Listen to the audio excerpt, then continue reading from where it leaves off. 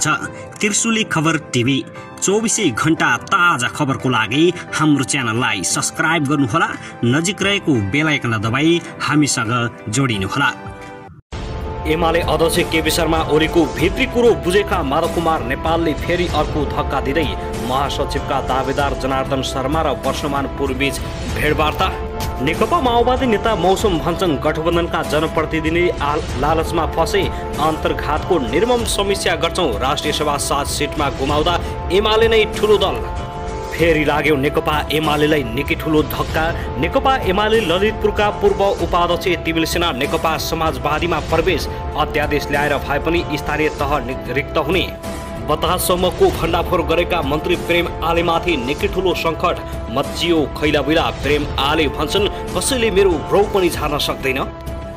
नेकपा एमालेलाई राष्ट्रिय सभा निर्वाचनको यस्तो सन्देश। गठबन्धनसँग चुनाव भिडे सङ्कट आउन सक्ने। एमाले नेकपा एमाले भित्र 10 बुँदे पक्षधरलाई पेल्दा ओली नै आफै कमजोर।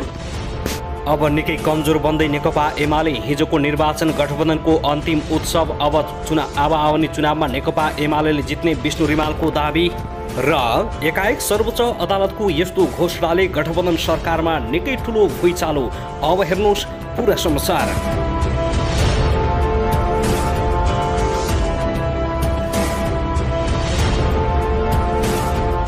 दर्शकबिन नमस्कार, तपाईलाई हार्दिक स्वागत छ हाम्रो च्यानल त्रिशुली खबर टिभीमा।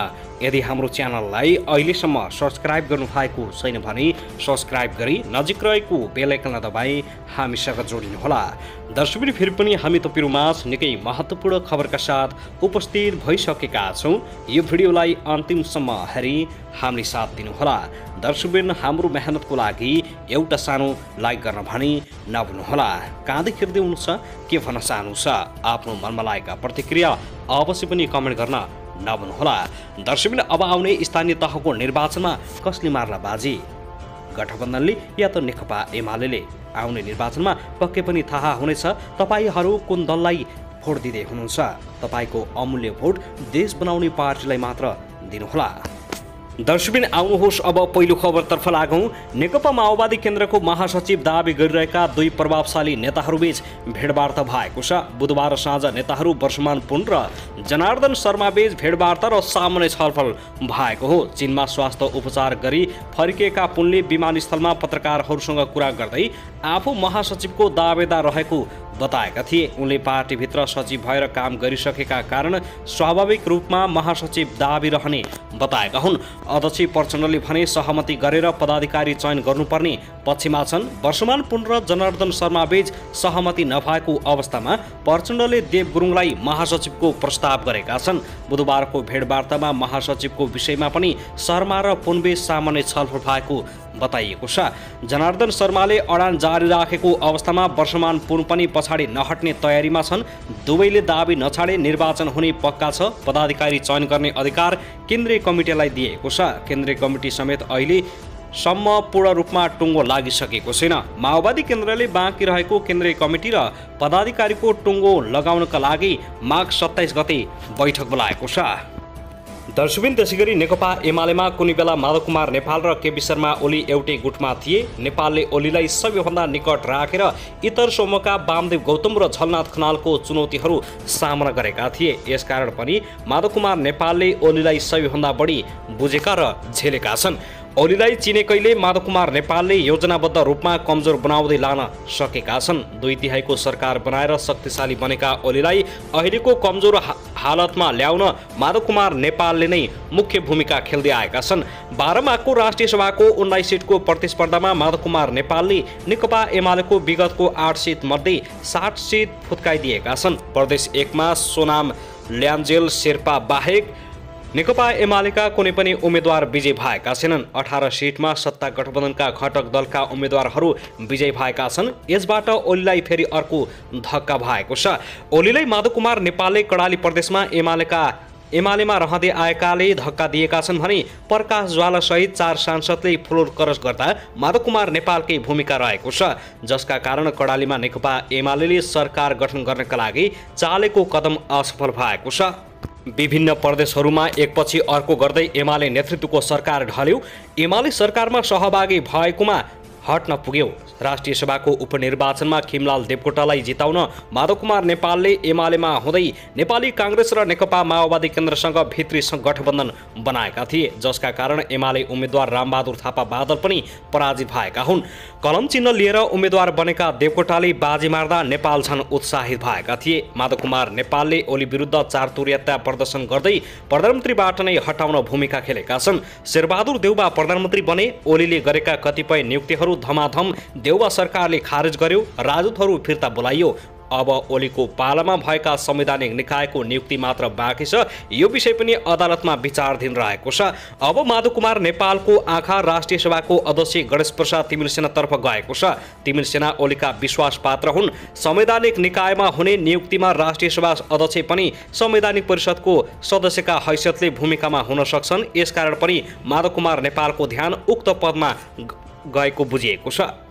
दर्शकबिन त्यसैगरी नेकपा एमालेका नेता गोकुल बास्कोटाले हिजो सम्पन्न राष्ट्रिय सभाको निर्वाचन प्रचण्ड, माधव कुमार नेपाल लगायत गठबन्धन दलका नेताहरूका निम्ति अन्तिम रात्रि भोज भएको बताएका छन्। नेपाली रेडियो नेटवर्क NRN को कार्यक्रम नेपाली बहसका लागि पत्रकार ऋषि धमलासँग कुरा गर्दै नेता बास्कोटाले भनेका छन्, हिजो सम्पन्न राष्ट्रिय सभाको निर्वाचनको परिणामले प्रचण्ड, माधव नेपाल लगायत गठबन्धन दलका नेताहरूले खुसियाली मनाए होलान्, स्याम्पेन फोडे होलान्, तर त्यो उनीहरूका निम्ति अन्तिम रात्रि भोज हो। हिजो जनताले भोट हालेका होइनन्, त्यो पार्टी फुटाएर अपराध गर्नेहरूले दिएको धोकाधडीको नमुना हो। यसबाट नेकपा एमालेलाई धक्का लागेको होइन, उत्साह पैदा भएको छ। त्यत्रो ताकत लगाउँदा कम्तीमा एउटा सिट भए पनि जित्यो एमालेले। माधव कुमार नेपालले घर भत्काएर सानो गोठ बनाएको उनले प्रतिक्रिया दिएका छन्। उनले भने उनीहरू भित्रै गण्ड्याङ गुण्डुङ भएको देख्नु भएन। दरबारमा पठाएको गोरु राजा बन्दैन, बरु दरबार गोठ बन्छ। एमालेले केही सिट हारेको कुरालाई लिएर दुमधुम्बी बजाउनु आवश्यक नभएको उनको भनाइ छ। भोलिका दिनमा यिनीहरू चरीनाङ्गे हुन्छन्। एमालेले नक्कली राजनीति गर्दैन, जनतामा गएर एकल बहुमतको माग गर्दछ। स्थानीय निर्वाचन सार्ने षड्यन्त्र, लोकतन्त्र मास्ने पञ्चदलीय प्रस्थान बिन्दु भएको बास्कोटाले आरोप लगाएका छन्।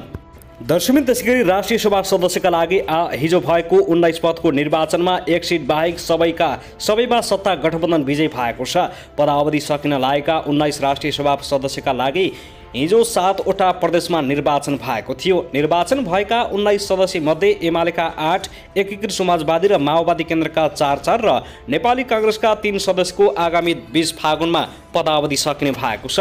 हिजोको निर्वाचनमा नेकपा एमालेले सकिन लागेको आफ्नो कोटाको 8 मध्ये 1 सिट मात्र जोगाएको छ भने बाँकी 7 सिट गुमाएको छ। एमालेले गुमाएको 7 सिट गठबन्धनका 5 दल काङ्ग्रेस, माओवादी केन्द्र, एकीकृत समाजवादी, जसपा र जनमोर्चाले पाएका छन्। यति हुँदा पनि राष्ट्रिय सभाको सबैभन्दा ठूलो दल नै नेकपा एमाले नै कायम रहेको छ।